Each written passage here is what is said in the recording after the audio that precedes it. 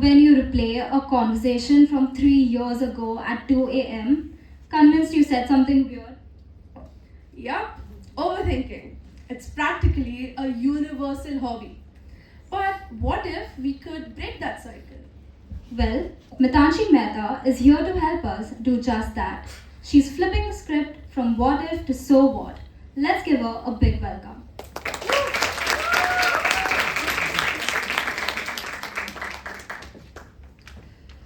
Raise your hand if you are someone that overthinks. Raise your hand if you've ever been scared of being judged. And raise your hand if you've ever been scared of raising your hand when someone asks you to do so in public. That's a good relatable audience. So, very good afternoon to one of our present here. In all these questions mentioned, there are two common themes that you observed. One is that of fear, or something that you're scared of, and the other is that of overthinking. So, what essentially we'll be doing today is looking at both of these topics and how you can tackle them. So, firstly, I'll be referring and basically explaining in what context I refer to these terms in, and then we'll look at how we can stop these negative thought patterns, and that will happen by changing your what ifs and asking yourself, so what? So, firstly, going to fear. By definition given by the Oxford Dictionary, fear is said to be an emotion that someone feels when they're afraid towards something or someone because that thing will have any potential harm or danger. Now, something I'd like to clarify is that I am not referring to phobias here because phobias are diagnosed clinical conditions of uncontrolled and irrational fear. But the focus will be on more smaller scale conditions in our daily lives that we as students still have a decent amount of control on. So, fear as an emotion has a lot of benefits. Like from an evolutionary perspective, we see that it helps us activate a fight or flight response. It motivates us to make behavior, it leads to personal growth, it helps us be prepared for risky situations, and in a lot of places, fear is also something that leads us towards change. But in the current term, in the current century, in the 21st century, have we been fearing things that do not pose any kind of survival threat to us? Speaking personally, for me, an example would include raising my hand in class to answer a question or to ask a doubt. I'm someone who talks a lot, and I was scared of being judged because I was interested in a subject. I have been scared of talking because I had a fear of being nerd shamed because there's so much negativity and the negative connotation attached to the word nerd. I was scared of being a sincere student or simply being someone who likes to follow the rules. And I was scared. I was scared of speaking up for myself.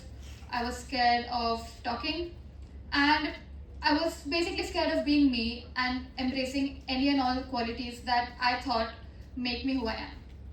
And then after school came college, where there's a different set of fears or judgment thoughts that you start having. I'm someone who's really not very into fashion, so I had a fear of being judged because I don't dress a certain way. There are a lot of group projects, so I was scared of speaking up if I had a counter idea. I was scared of speaking up if I did not like an idea, or even if I had an own personal idea, I was scared of voicing it out and suggesting that. And that's when I started thinking, so what? So what if someone thinks I'm a nerd? So what if someone thinks that I like to follow the rules? So what if someone does not like what I'm wearing, even if it's perfectly appropriate? So what if they don't like my idea that I suggested? So what if my opinion is not the final one that the group goes ahead with? So what if I did not like another person's idea? Is it going to affect me? Is it going to harm me or my daily functioning or my future? The short answer to all of these questions is no. So if it's something that's not going to affect you, or if it's something that's not going to alter the course of your life, if the situations are of that intensity, does it deserve that kind of attention or rumination from your end? If you had to dumb down an opinion, if you had to pretend to be less interested in a topic, if you had to be less passionate about an interest or an area that you really actually are interested in, that is not the correct circle for you.